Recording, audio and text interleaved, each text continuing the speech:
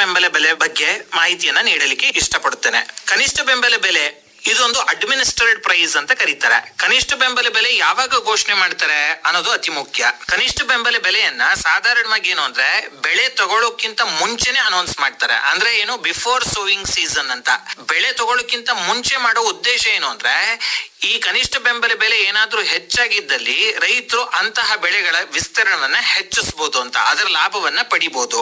ಕನಿಷ್ಠ ಬೆಂಬಲ ಬೆಲೆಯನ್ನ ಘೋಷಣೆ ಮಾಡೋದು ಯಾರು, ಹೆಂಗೆ ಮಾಡ್ತಾರೆ ಅಂತ ಒಂದು ಪ್ರಶ್ನೆ ಬರ್ತದೆ. ಕನಿಷ್ಠ ಬೆಂಬಲ ಬೆಲೆಯನ್ನ CACP ಅಂತ ಇದೆ, commission on agricultural cost and prices ಅಂತ ಹೇಳ್ಬಿಟ್ಟು, ಅದು ಏನ್ ಮಾಡ್ತದೆ ಅಂದ್ರೆ ಆ ಲೆಕ್ಕಾಚಾರ ಮಾಡ್ತದೆ. 24 ವಿವಿಧ ಬೆಳೆಗಳಿಗೆ ಏನು ಅಂದ್ರೆ ಕನಿಷ್ಠ ಬೆಂಬಲ ಬೆಲೆಯನ್ನ ಎಸ್ಟಿಮೇಟ್ ಮಾಡ್ತಾರೆ. ಎಸ್ಟಿಮೇಟ್ ಮಾಡಿಬಿಟ್ಟು ಕೇಂದ್ರ ಸರ್ಕಾರಕ್ಕೆ ಏನು ಅಂದ್ರೆ ರೆಕಮೆಂಡ್ ಮಾಡ್ತದೆ, ಹೀಗೆ ನೀವು ಇದನ್ನ ಅನೌನ್ಸ್ ಮಾಡಬಹುದು ಅಂತ ಹೇಳ್ಬಿಟ್ಟು. ಸಾಧಾರಣವಾಗಿ ಕನಿಷ್ಠ ಬೆಂಬಲ ಬೆಲೆಗಳನ್ನ 2 ಸೀಸನ್ಗೆ ಅಂದ್ರೆ ಖರೀಫಿಗೆ ಮತ್ತೆ ರಬಿ ಸೀಸನ್, ಮುಂಗಾರು ಹಾಗೂ ಹಿಂಗಾರಿಗೆ ಅನೌನ್ಸ್ ಮಾಡ್ತಾರೆ 24 ಬೆಳೆಗಳಿಗೆ.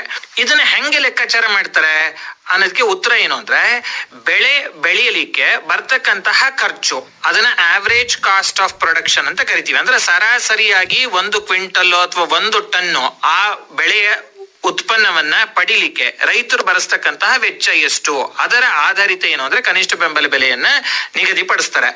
ಈ ಕನಿಷ್ಠ ಬೆಂಬಲ ಬೆಲೆಯನ್ನ ಕಂಡುಹಿಡಿಲಿಕ್ಕೆ ಬರ್ತಕ್ಕಂತ ಸರಾಸರಿ ವೆಚ್ಚವನ್ನ ಕಂಡುಹಿಡಿಯೋದು ಯಾರಿಂದ, ತಾವು ನೀಡ್ತಕ್ಕಂತಹ ಉಪಯುಕ್ತವಾಗಿರ್ತಕ್ಕಂಥ ಮಾಹಿತಿಯಿಂದನೇ ಇದನ್ನ ಕಂಡುಹಿಡಿತಾರೆ. ಈ ಮಾಹಿತಿಯನ್ನ ನೀಡಬೇಕಾಗಿರ್ತಕ್ಕಂಥದ್ದು ರೈತ ಬಾಂಧವರು. ನೀವು ನೀಡುವಾಗ ಏನಾದ್ರೂ ಅಂಡರ್ ಎಸ್ಟಿಮೇಷನ್ ಮಾಡಿದ್ರೆ, ನೀವೇ ಮಾಡಿರ್ತಕ್ಕಂತಹ ಕೆಲವೊಂದು ಕೆಲಸ ಇರ್ಬೋದು, ಅಥವಾ ನಿಮ್ಮ ಜಮೀನಲ್ಲಿ ನೀವೇ ಬಳಕೆ ಮಾಡಿರ್ತಕ್ಕಂಥ ಬೆಳೆದಿರ್ತಕ್ಕಂಥ ಏನೋ ಬೀಜ ಇರ್ಬೋದು, ಅಥವಾ ನೀವೇ ತಯಾರಿಸಿರ್ತಕ್ಕಂತಹ ಗೊಬ್ಬರ ಇರ್ಬೋದು, ಅದನ್ನ ನೀವೇ ಮಾಡ್ಕೊಂಡ್ಬಿಟ್ಟು ಅದ್ರ ಲೆಕ್ಕಾಚಾರ ಕೊಡದೇ ಇದ್ರೆ ಅಷ್ಟ್ರ ಮಟ್ಟಿಗೆ ಏನಾಗುತ್ತೆ ಅಂದ್ರೆ ಕನಿಷ್ಠ ಬೆಂಬಲ ಬೆಲೆ ಅಂಡರ್ ಎಸ್ಟಿಮೇಟ್ ಆಗ್ತದೆ. ಇದನ್ನ ಯಾವ ಕಾರಣಕ್ಕೂ ರೈತ ಬಾಂಧವರು ಮಾಡಕೂಡ್ದು. ಅಂದ್ರೆ ನೀವೇ ಮಾಡಿದ್ರೂ ಸಹ ಅದು ನಿಮ್ಮ ಪಾಲಿಗೆ ಖರ್ಚು. ಅದನ್ನ ನೀವೇನ್ ಮಾಡ್ಬೇಕು ಅಂದ್ರೆ ಯಾರು ಡೇಟಾ ಕಲೆಕ್ಷನ್ ಗೆ ಬಂದಿರ್ತಾರೋ ಆ ಸಮಯದಲ್ಲಿ ನೀವೇನ್ ಮಾಡ್ಬೇಕು ಅಂದ್ರೆ ಅವರಿಗೆ ನೀಡ್ಬೇಕು. ಅವಾಗ ಏನಾಗುತ್ತೆ ಅಂದ್ರೆ ಕಾಸ್ಟ್ ಆಫ್ ಕಲ್ಟಿವೇಶನ್ ಏನ್ ಬರ್ತದೋ ಅಥವಾ ಕಾಸ್ಟ್ ಆಫ್ ಪ್ರೊಡಕ್ಷನ್ ಏನ್ ಬರ್ತದೋ ರಿಯಲಿಸ್ಟಿಕ್ ಆಗಿ ಎಸ್ಟಿಮೇಟ್ ಬರ್ತದೆ. ಅದನ್ನ ಮಾನದಂಡವಾಗಿ ಇಟ್ಕೊಂಡ್ಬಿಟ್ಟು ಏನ್ ಮಾಡ್ತಾರೆ ಅಂದ್ರೆ ಈ ಕನಿಷ್ಠ ಬೆಂಬಲ ಬೆಲೆಯನ್ನ ಘೋಷಣೆ ಮಾಡ್ತಾರೆ. ಕನಿಷ್ಠ ಬೆಂಬಲ ಬೆಲೆಯದ್ದು ಲಾಭ ಯಾವಾಗ ಬರ್ತದೆ ಅನ್ನೋದು ಮುಖ್ಯವಾಗಿರ್ತಕ್ಕಂಥ ಪ್ರಶ್ನೆ. ಕನಿಷ್ಠ ಬೆಂಬಲ ಬೆಲೆ ಅನ್ನೋದು ಒಂದು ನೋಷನಲ್ ಪ್ರೈಸ್. ಇದಕ್ಕೆ ಖರೀದಿ ಮಾಡ್ಲೇಬೇಕು ಅಂತಕ್ಕಂಥದ್ದಿಲ್ಲ. ಕನಿಷ್ಠ ಬೆಂಬಲ ಬೆಲೆ ಸಾಧಾರಣವಾಗಿ ಏನು ಅಂದ್ರೆ ಆ ಬೆಲೆಗೆ ರೈತರು ಮಾರ್ತಕ್ಕಂತಹ ಪ್ರಸಂಗವೂ ಭಾರಿ ಕಡಿಮೆ. ಭಾರತದಲ್ಲಿ ನೀವು ನೋಡಿದ್ದೆ ಆದಲ್ಲಿ ಕೇವಲ 7% ಏನು ರೈತರು ಮಾರಾಟ ಮಾಡ್ತಾ ಇದ್ದಾರೋ ಅದು ಕನಿಷ್ಠ ಬೆಂಬಲ ಬೆಲೆಗೆ ಆಗ್ತದೆ ಹೊರತು 93% ಓಪನ್ ಮಾರ್ಕೆಟ್ ಪ್ರೈಸ್ ನಲ್ಲೇನೆ ಮಾರಾಟ ಆಗ್ತಕ್ಕಂಥದ್ದು. ಅದನ್ನ ನಾವು ಗಮನಿಸಬೇಕಾಗಿರ್ತಕ್ಕಂಥದ್ದು. ಯಾಕಂದ್ರೆ ಮುಕ್ತ ಮಾರುಕಟ್ಟೆನಲ್ಲಿ ಸಿಗ್ತಕ್ಕಂತಹ ಬೆಲೆ ಅತಿ ಹೆಚ್ಚಾಗಿದ್ದವಾಗ ಕನಿಷ್ಠ ಬೆಂಬಲ ಬೆಲೆಗೆ ಮಾರ್ತಕ್ಕಂತಹ ಪ್ರಮೇಯ ಬರೋದೇ ಇಲ್ಲ.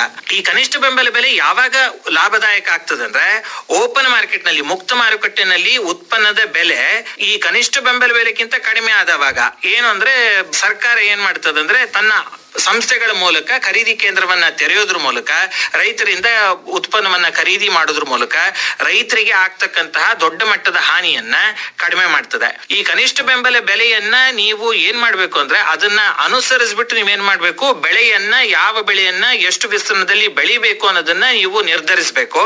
ಇನ್ನ ಬೆಲೆ ಕುಸಿತ ಆದವಾಗ ಇದರ ಲಾಭವನ್ನ ಪಡಿಬೇಕು. ಅದು ಲಾಭ ಅಂತ ಹೇಳಲಿಕ್ಕೆ ಸಾಧ್ಯ ಇಲ್ಲ. ಏನು ಅಂದ್ರೆ ನಿಮ್ಗೆ ಆಗ್ತಕ್ಕಂಥ ಲಾಸ್ ಅದು. ಆದ್ರೇನು ಸಹ ಏನು ಅಂದ್ರೆ ಆ ಲಾಸ್ ಅನ್ನ ಸ್ವಲ್ಪ ಮಟ್ಟಿಗೆ ಮಿನಿಮೈಸ್ ಮಾಡ್ಲಿಕ್ಕೆ ಏನು ಅಂದ್ರೆ ಸರ್ಕಾರ ರೂಪಿಸಿರ್ತಕ್ಕಂತಹ ಒಂದು ಪ್ರೊಟೆಕ್ಷನ್ ಅದು ಕನಿಷ್ಠ ಬೆಂಬಲ ಬೆಲೆ ಅಂತ ನಾನು ಹೇಳಲಿಕ್ಕೆ ಇಷ್ಟಪಡ್ತೀನಿ. ಇನ್ನು ಹೆಚ್ಚಿನ ಮಾಹಿತಿ